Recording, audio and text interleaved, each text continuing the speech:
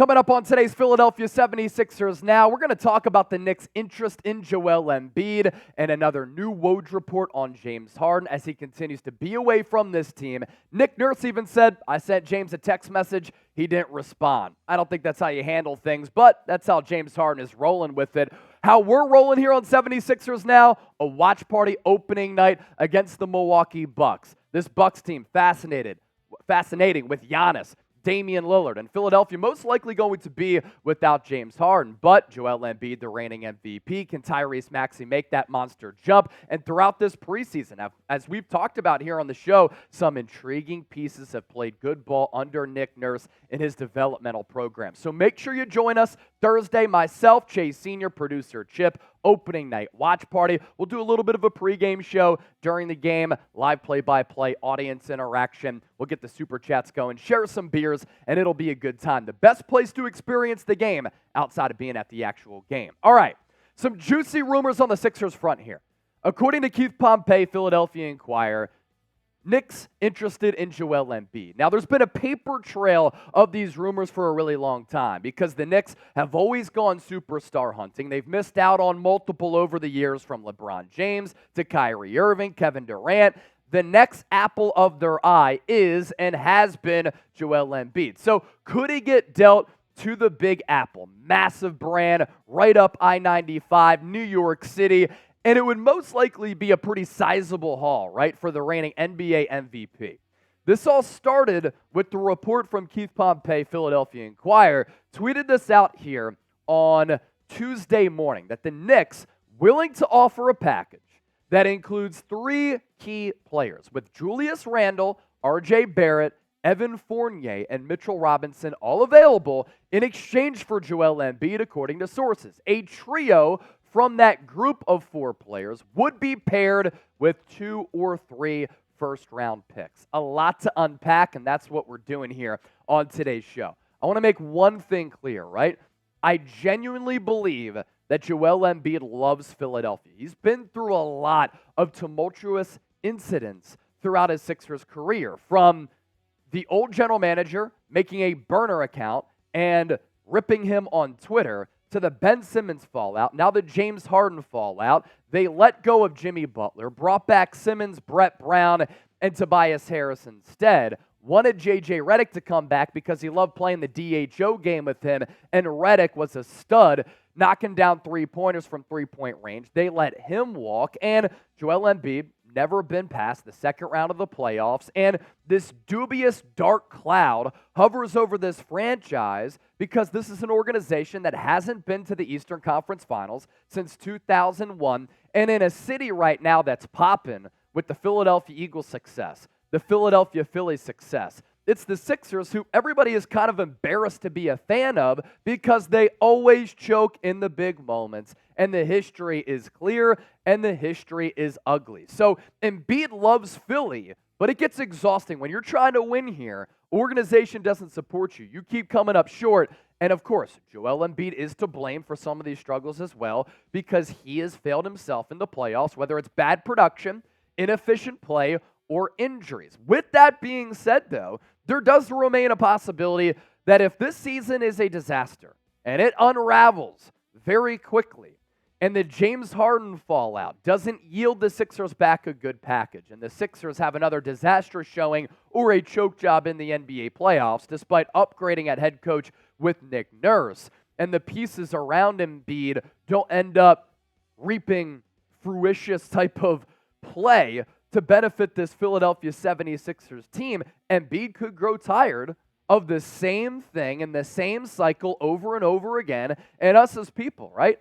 When we have a job that we don't like, when we're in a relationship in life that we don't like, we try to get out, right, and work our way out to go to greener pastures. Joel Embiid could do that with the Philadelphia 76ers. Loyalty only lasts so long in life and in sports. We just saw it in sports and in the NBA with Damian Lillard and Bradley Beal, with their long-term destinations, and they ask out because they're sick of it. And I could see Joel Embiid getting sick of it. We've talked about this for months. Let's also recall this Embiid quote from back in July, because producer Chip and I talking about this has a little bit of a factor in this relationship between Embiid, the city, the organization, and kind of where his mind is, right? Because he's thought about leaving.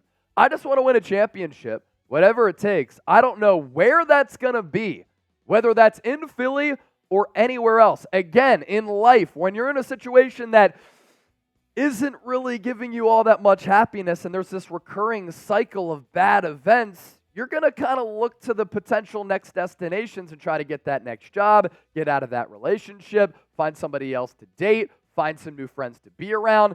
And that can be said for sports as well. My take here, Embiid wants to win, man, and I'd want to win as well. And from a human nature standpoint, I would grow tired of everything that's happened with Philadelphia here. Wants to win in Philly. He's had opportunities to do that. Again, he's played a role in the Sixers' failures, but at some point, if that doesn't seem possible to him here, you have a finite amount of time in your professional athletic career, especially him, a 7-footer, 265, with the injury history that he has, to maximize his small window to try to compete in his prime to win an NBA championship. Now, as part of this potential trade that I don't think is going to happen, by the way, because I don't really like the package that the Knicks can offer despite a couple of first-round picks potentially being thrown in there, these are the assets that Keith Pompey is reporting that the Knicks are willing to make available. Julius Randle, R.J. Barrett, Evan Fournier, and Mitchell Robinson. I have thoughts on all of these players coming up, so stay tuned for that. First, you look at this Knicks potential offer. Julius Randle, R.J. Barrett, Mitchell Robinson, because as Pompey said, you could get 3 of those 4 players. And then you look at 3 first-round picks. That's what Joel Embiid is worth. That is the starting point. He is the reigning MVP. He's one of the most unique players and bigs in the history of the NBA. He's led the NBA in scoring as a 7-footer who has range from all 3 levels, footwork like Hakeem, physicality to his game that's unique, and he's in the midst of his prime here. So if I'm giving you Joel Embiid, I'm hitting the restart for my organization, and there's no better way to hit the rebuild button than to get 3 first-round picks. That, to me, is the starting point. But then you look at some of the players in this deal.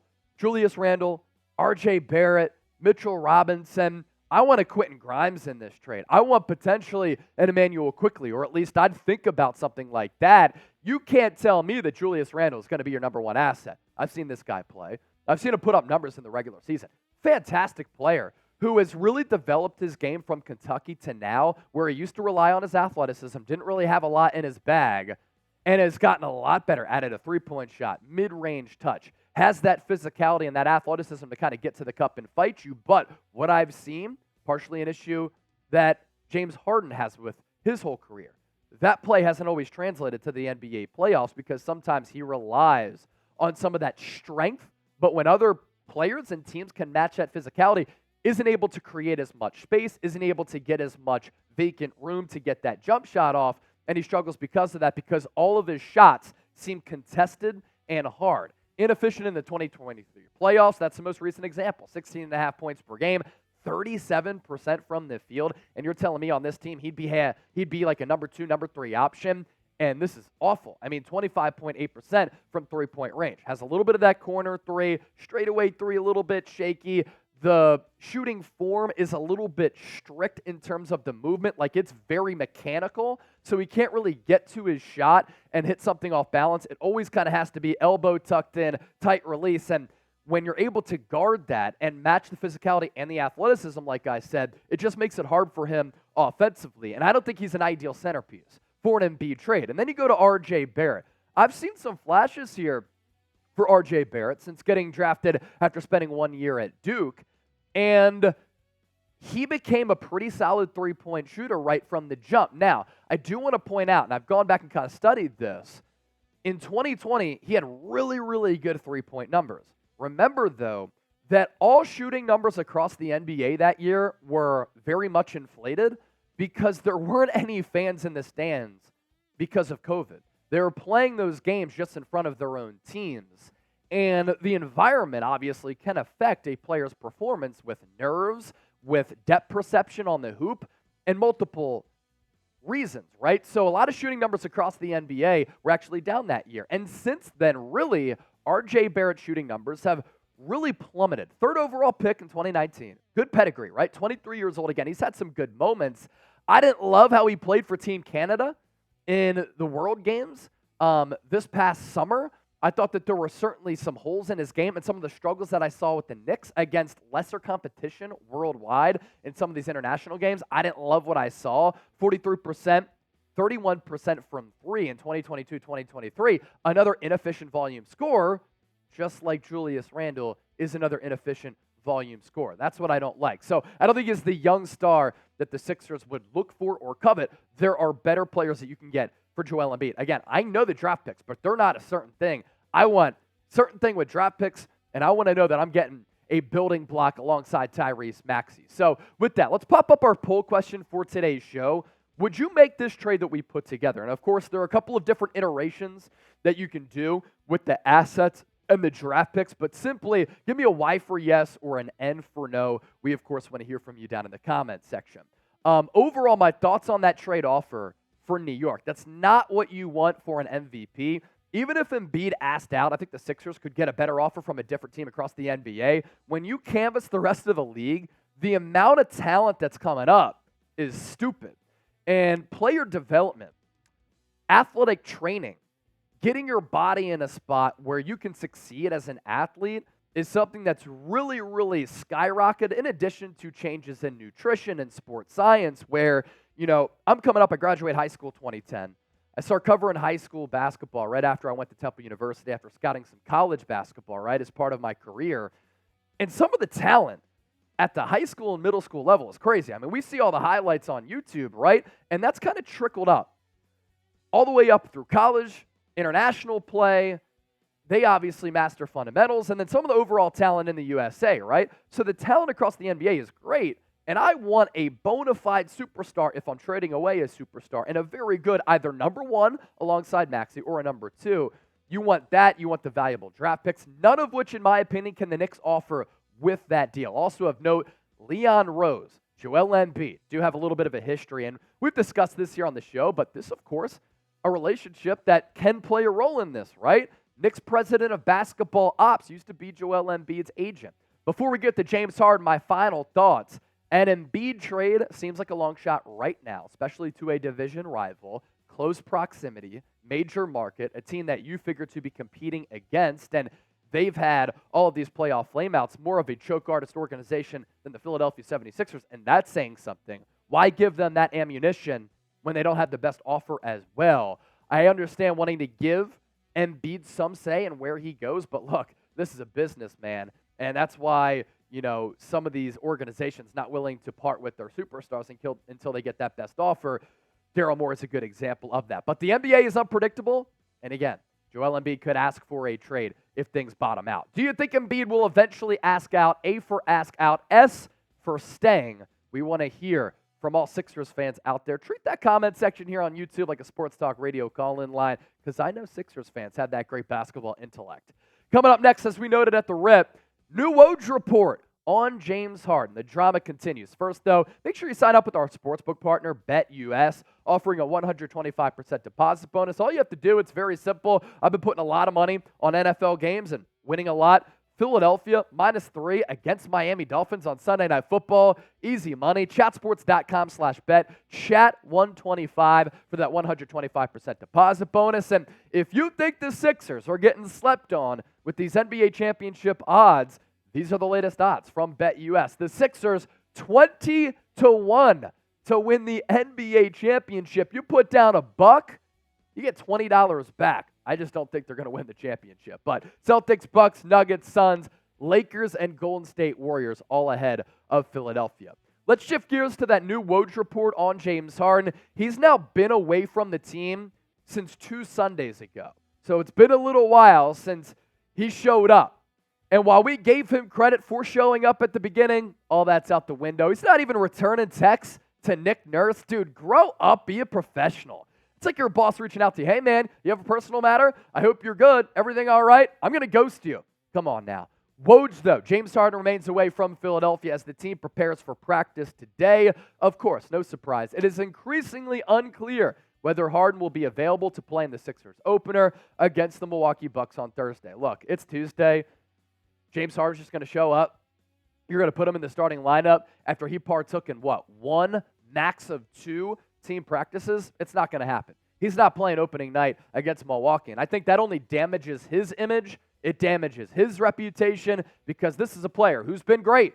He's looking for a championship. He has an opportunity to win a championship with Philadelphia. He's making $35.5 million this year on a player option. But the decline is real. He continues to fall apart in the NBA playoffs. His value is diminishing. You need to be able to prove you can stay healthy, you can be productive, and have a good attitude, and join a championship culture. He's failing on all 4 fronts. So here we go again. As many anticipated, the Harden situation will continue into the regular season. More from Woj on the beard. Organization has taken him at his word that Harden is away on a personal matter, that there is something that he has to attend to. But how long will they do that is certainly a question. And the possibility now very much looms that beginning on Thursday, opening night against the Bucks, if at some point here, if the Sixers want more clarity and a timetable for James Harden to return to this team and start playing, that if they don't get that, they are certainly within their rights to start fining James Harden as much as $390,000 a game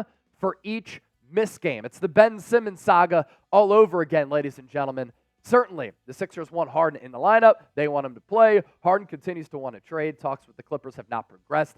There has not been any traction or anything close on a possible deal. The Sixers giving James Harden the ability to have an excused absence, but how much longer they do that remains to be seen. I understand that money talks. Harden has plenty of money, though. We're going to find out very soon, though, if he's cool with getting fined just shy of like $500,000 per game. He's got a lot of bread. And we know that he likes to drop that money sometimes at the strip club, getting his jersey retired. But shit, I mean, nearly $500,000 per game. I'd probably want to play too, especially when he needs to up his value a little bit. Remember, 76ers did fine Ben Simmons over $19 million for his holdout. I think they'll do the same to Harden just from a business tactical approach, right? I mean, you kind of want to have leverage on your side. They ended up basically settling with Ben Simmons to a certain degree where the fines weren't as high, but with no end in sight. Like Morey addressing the future for Philadelphia, and this is why the Sixers are such a fascinating team going into this year, and that's why on that NBA GM survey, people were like the most, the biggest team, right? That's a wild card, I should say. It's the Philadelphia 76ers, because if Harden plays, like they're an NBA championship contender. I don't think they're going to win it, but they're a Final Four team in the NBA. I think that they can make it, to the Eastern Conference Finals or at least the second round, right? I mean, that's been their history. But, the uncertainty of James Harden impacting things to a certain degree. And I think Morey knows that. I mean, he said this, but this is general manager talk. Like, this year, regardless of what happens with James, we're going to be very good. If James is here, we're going to be even better. If James isn't here or we trade him for something, we're going to be very good. Look, I feel like we have the MVP of the league. We have a great roster. Our aspiration should be the championship. I don't really focus on the second round because I've been past the second round several times. Understand the sense of wanting more. Boston, Milwaukee made trades. There's a positive sentiment. I would say see it play out because last year we had a good offseason. I think we did a lot of good moves this year, but from a perception-wise standpoint, last year was perceived as a very good offseason. Unfortunately, that still ended in disappointment, but it didn't change, right? Morey said that. Morey also talked about the failures to get past the second round. He's like, that's not really what it's about. It's about an NBA championship. I've been past the second round. Yeah, you have, but you're making a bunch of money to be the basketball lead ops guy for the Sixers organization. You continue to fail. Your rosters continue to fail. I do think you upgraded at coach with Nick Nurse, but look, the Sixers organization in a precarious spot right now. And I want to know, what would the offer be for James Harden? And could it help the Sixers organization? Sometimes I think it comes down to just the skeletons being in the closet and having to exercise those demons. Hopefully this situation is solved soon. Because, from my standpoint as a Philadelphia sports fan, we're riding high with the Eagles, them and the Kansas City Chiefs, only 6-1 teams in the NFL, going into Game 7 here on Tuesday night for the Philadelphia Phillies against the D-backs. If they win, they're back to the second straight World Series, second consecutive NL pennant. Philadelphia has another opportunity to get to the Super Bowl a year after getting there. Then you have this deep drop-off from the Eagles, the Phillies, all the way to the Sixers. Because my entire lifetime, all they've done is provided me with headaches. They've provided me with heartburn. They've inflicted stress and wounds on me, and they've made me very depressed. And right now, more drama around an organization that always seems to not be able to escape that drama. When will Harden be traded? We round out with that. 1 for Christmas, 2 for the trade deadline, 3 for not at all. Don't forget to join us for our watch party Thursday night.